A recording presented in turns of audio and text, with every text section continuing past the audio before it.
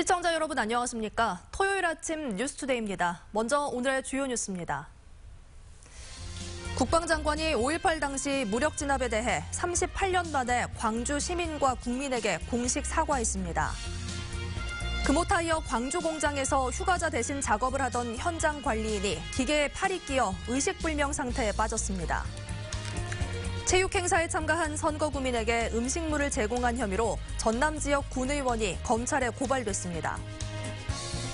평창 동계올림픽 개막에 맞춰 국립아시아문화전당에 올림픽 경기를 함께 보고 응원하는 야외 무대가 마련됐습니다.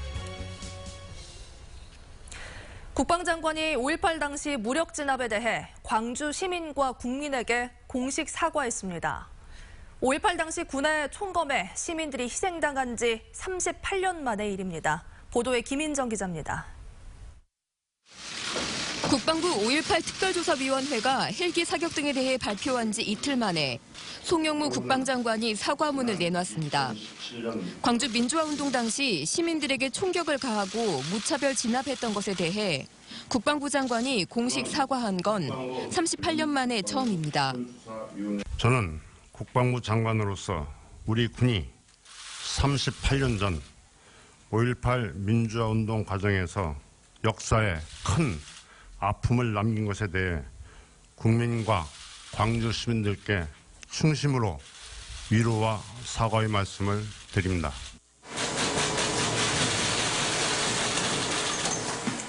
국방장관은 이번 조사 결과 발표를 계기로 군이 더 이상 정치에 개입하거나 정치에 이용당하는 일이 없도록 법적 제도적 조치를 갖추겠다고 밝혔습니다. 5.18 기념재단과 5월단체, 윤장현 광주시장 등은 모두 사과를 환영했습니다. 진상조사 결과를 내놓고 거기에 대해서 시민들에게, 국민들에게 사과한 것은 처음 있는 일입니다. 환영할 만한 일이고요. 5월 유족들은 5.18이 일어나고 처음으로 받은 사과라며 이제는 제대로 발포 명령자를 밝혀내 사과받고 또 용서하고 싶다고 호소했습니다. 어떻게 해서 이 많은 사람이 다치고 죽었는가, 누가 했는가 그렇게 좀 이제는 세월이 이렇게 많이 갔으니까 지기도 살리도 못하고 용서라도 우리가 해주고 싶은 생각이 있어요. 그러니까 그것만 좀 밝혀주면 좋겠어요. 한편 발포 명령자 등을 밝힐 5.18 특별법안은 여야 대립으로 현재 2월 국회 통과가 불투명한 상황이며 국방장관은 오늘 사과문을 통해 5.18 특별법 통과에 노력하겠다고 밝혔습니다. MBC 뉴스 김인정입니다.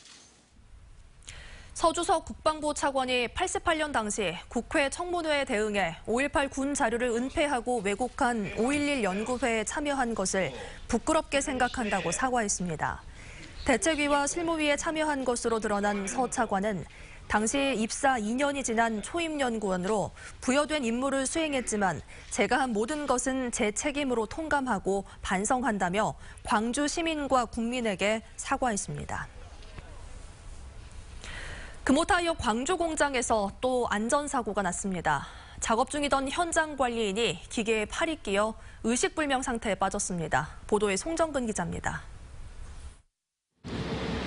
어제 오전 7시 20분쯤 금호타이어 광주 공장에서 현장 관리자 41살 배모 씨가 일을 하던 도중 왼쪽 팔이 기계에 말려 들어갔습니다.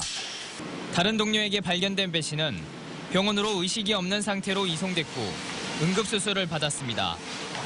해당 공정에서 생산직 근로자를 관리하던 배 씨는 근로자 한 명이 연차를 내면서 대신 그 업무를 하다 사고를 당했습니다. 근로자가 연차나 휴가를 가게 되면 다른 조 근무자가 대신 작업을 하지만 이날은 배 씨가 대신 일을 하겠다고 말한 것으로 알려졌습니다. 현재 정확한 사고 경위를 파악 중이며 사고자와 가족들에 대해서는 책임을 통감하고 있습니다. 금호타이어 광주 공장에서는 지난해 3월에도 컨베이어 벨트에 직원이 끼어 2주 만에 숨졌고 6년 전에도 기계오 작동으로 추정되는 사고로 근로자 한 명이 목숨을 잃었습니다. 금호타이어사 측은 정확한 사고 원인을 파악하는 한편 같은 사고가 반복되지 않도록 재발 방지책을 마련할 계획이라고 밝혔습니다. MBC 뉴스 송정근입니다. 수사기관을 사칭한 보이스피싱 범죄가 발생해 경찰이 수사에 나섰습니다. 광주 동부경찰서에 따르면 그제 낮 12시쯤 80대 할머니가 경찰을 사칭한 남성으로부터 개인정보가 유출됐다는 전화를 받고 지하철역 물품 보관함에 현금 2천만 원을 보관했다가 사기를 당했습니다. 경찰은 마스크를 쓴 20대로 추정되는 남성이 이 돈을 꺼내 달아난 것으로 보고 뒤를 쫓고 있습니다.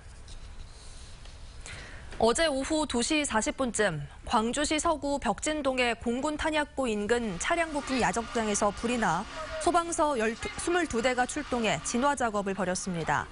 불은 야적장 창고 100제곱미터가량을 태운 뒤 40분 만에 꺼졌고 인명피해는 발생하지 않았습니다. 경찰과 소방당국은 목격자 등을 상대로 정확한 피해 규모와 화재 원인을 조사할 방침입니다. 전라남도 선거관리위원회는 읍면대항 축구 경기를 마친 선거구빈에게 음식물을 제공한 혐의로 신안군 의원 A씨를 검찰에 고발했습니다. A씨는 지난해 11월 자신의 선거구 축구협회 회원들을 격려하고 축구협회 회원 등 20여 명에게 30만 원 상당의 식사를 업무 추진비로 제공한 혐의를 받고 있습니다. 농어촌에 시집온 외국인 여성들이 전통 설 예절 배우기에 나섰습니다. 큰절과 같은 한국인도 잘하기 어려운 예절을 익히는데 불과 1시간도 걸리지 않았습니다. 현장에 신광하 기자가 다녀왔습니다.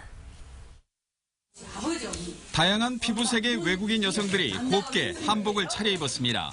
설날 어르신들을 찾아뵈는 데 필요한 기초 예절을 배우는 시간.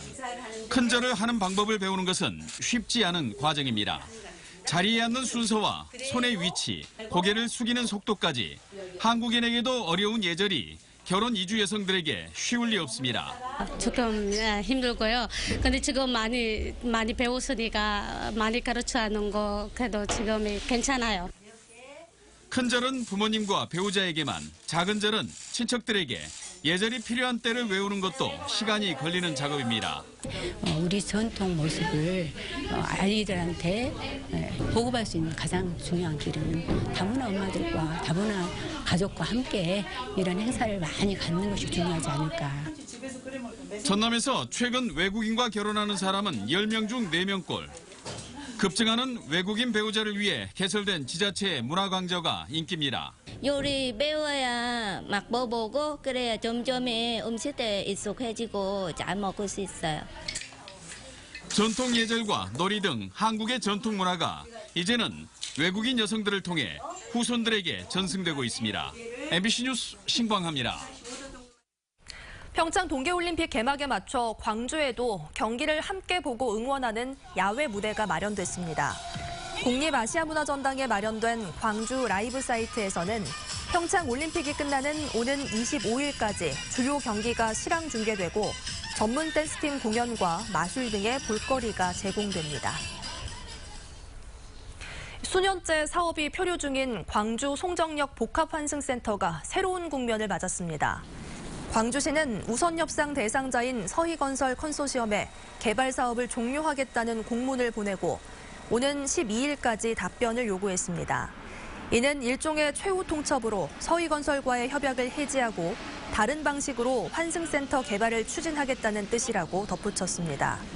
서희건설 측은 이런 식의 협약 해지는 무효라며 법적 대응에 나서기로 하는 등 반발하고 있습니다. 광주 화정 2구역 주거환경 개선 사업과 관련해 법원이 행정집행에 나섰는데 세입자들이 반발하는 등 마찰을 빚었습니다. 광주지법은 어제 오전 화정 2구역 주거환경 개선 사업 부지 안에 있는 건물 5곳에 대해 세입자의 짐 등을 옮기는 행정집행을 진행했습니다. 하지만 세입자들은 이사비 등 적절한 조치도 없이 나가라고 한다며 1시간가량 집행에 반발했습니다. 주민들은 LH와 서구청을 상대로 주거환경 개선 사업 무효 확인 소송을 진행 중입니다.